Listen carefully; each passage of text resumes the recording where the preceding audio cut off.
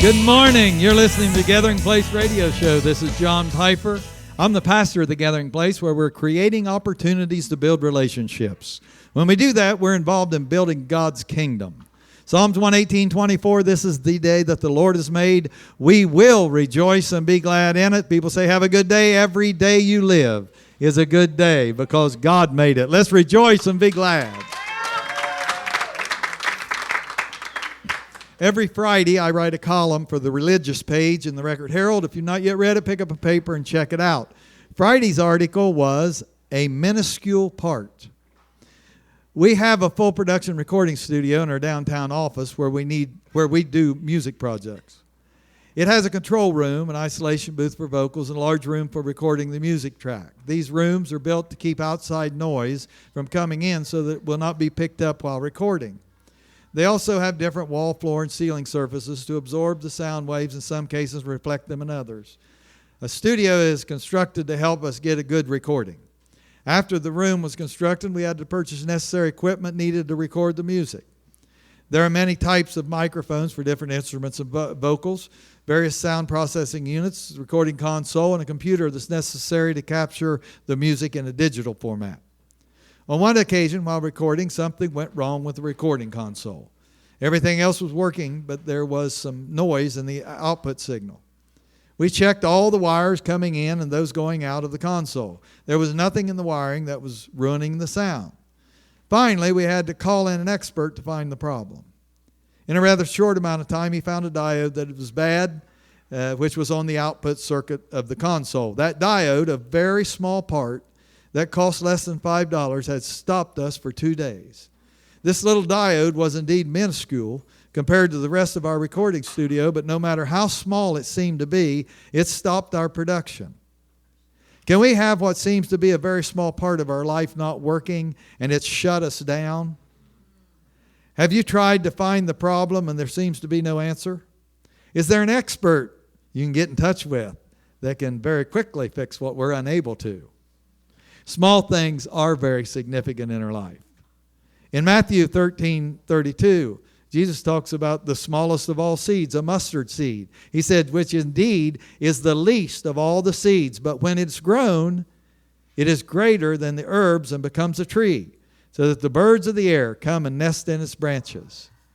He also talks about leaven in Matthew 13. He says another parable that he spoke to them, the kingdom of heaven is like leaven, which a woman took and hid in 3 measures of meal till the whole barrel was leavened.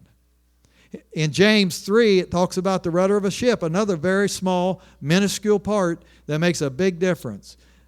James 3, verse 4, look also at ships, although they're so large and driven by fierce winds, they're turned by a very small rudder, wherever the pilot desires. Our efforts and wisdom aren't enough.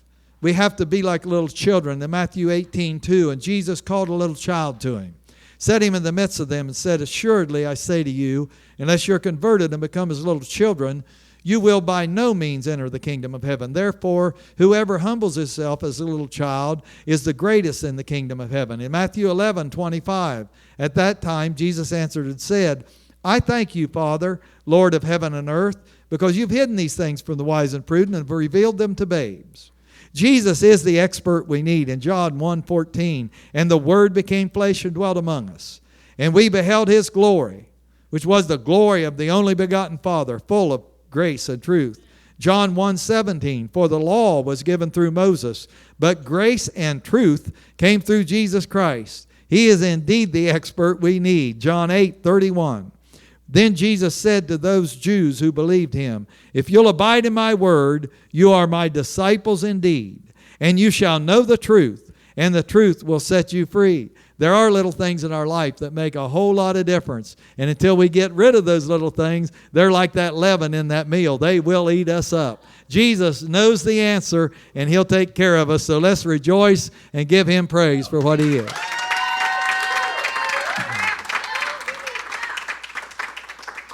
Our special guest here this morning is Stephanie Loyd. Hi, Stephanie. Hi, John. Stephanie, have you lived in Washington Courthouse your whole life? No, I haven't. I was born in Florida, in Tampa, Florida. My dad was in the military, in the Air Force, and he still is. And we moved from Tampa to Dayton, Ohio, back to Tampa, to Wilmington, to Courthouse. So I've kind of lived a little bit of everywhere. Wow, to be so young, you've been around the block, huh? Yes. Yeah. So during all these moves, did you go to different schools or did you go to school here? My whole life I've been to about 18 different schools. 18? Yes. Wow, you either have a really good education or a really bad one. Yeah. Hopefully a really good one. I think it's a good one. Tell us a little bit about your family. I am married to Zach Loyd, which he travels with you. And we have a 16-month-old son, Aiden, and he takes up a lot of our time. We're really close with my parents. They live like 5 minutes away from my house. We spend lots of time with my parents and then with our extended gathering place family. I spend lots of time with those people also. Well, that's good. That's really good. What's your profession? I'm a stay-at-home mom, and I work part-time for Rob Snyder Productions. And how'd you get involved in that line of work? Well, Rob used to work for you guys, and then he needed some help, and I do his accounting and his just running his day-to-day business. How long you been doing that? Almost a year. Well, good. Now we know a little bit about you, right? People out there that can't see who you are. Yes. Stephanie's a very pretty girl, and she's very, I was just joking with her, she's very talented and very smart and all that good stuff. Thank right, you. Steph? Yes. Yes.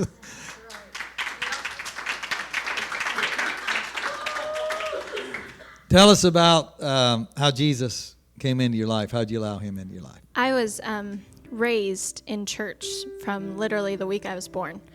So church is all I've ever known. My grandpa's a Baptist preacher in Florida, and I went to Christian school up until high school. So every day at home and at church and at school, that was all I knew. And I knew what it meant to be saved. And I was 5 years old, and I was in first grade. And my teacher was talking about it, and she asked if anyone wanted to be saved. And I raised my hand, and 2 other people raised their hand. And I remember she sent a note home to my mom and dad to talk to me about it. And they're like, "Do you understand what this is?" And I was like, "Yeah, I know," because that's what I'd been raised with. But it's taken all this time to understand the full meaning of what it means to be saved. I mean, I made that decision back then, and then I went away from it a little bit, but I came back, and I was probably 18 years old, and I decided that was when I was going to absolutely make the choice to live for Jesus. So at very young age, yes, you received Jesus in your life. Yes. And he's been with you all the time. All the time. What brought you to the gathering place? Well, we were very involved in our old church at Heritage, and great people, and we still love and respect them. But I felt like God was calling us here. It was before we had Sunday mornings. We just had Wednesday nights here, and we'd come here for Wednesday nights, but you'd started Sunday nights. And I felt very strongly that we needed to be a part of the gathering place, but Zach didn't.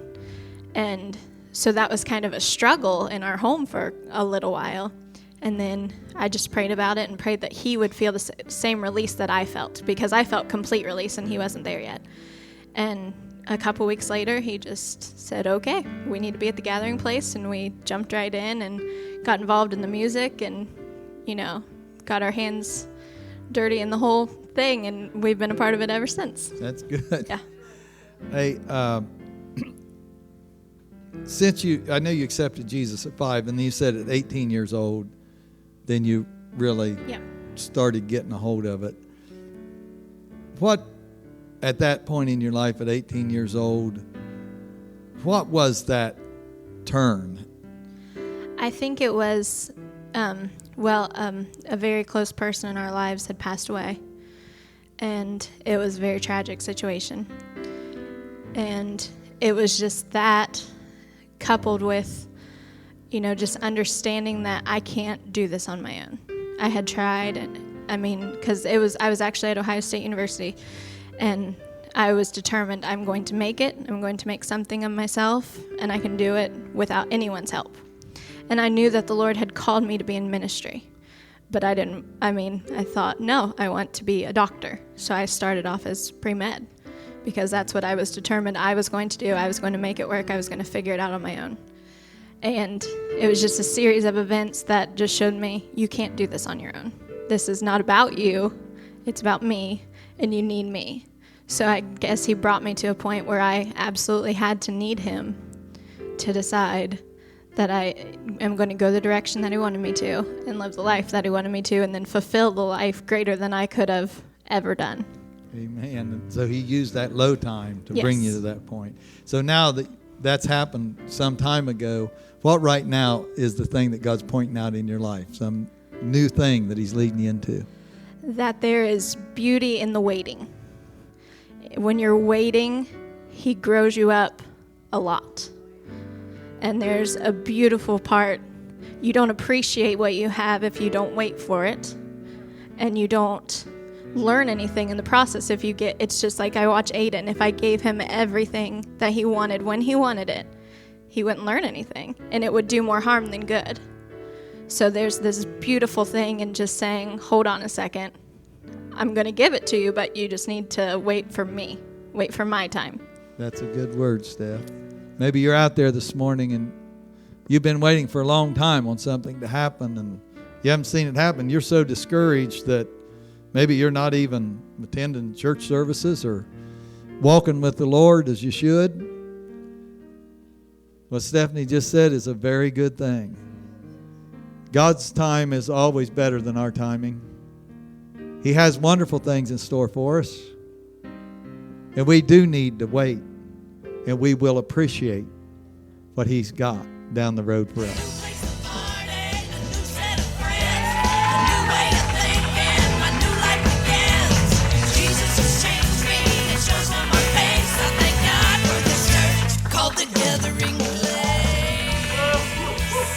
You still have time to jump in the shower and be with us this morning at 10:30 at the Washington High School Gymnasium. We give you a cup of coffee, juice, or a donut. Join us Wednesday evening downtown on the third floor above Trends at 120 West Court Street for our weekly Bible study. You've enjoyed this radio show? Tell your friends. Join us next week right here. Same time on Buckeye Country 105.5 FM, WCHO. Check us out on Facebook at The Gathering Place. Keep loving Jesus and loving each other.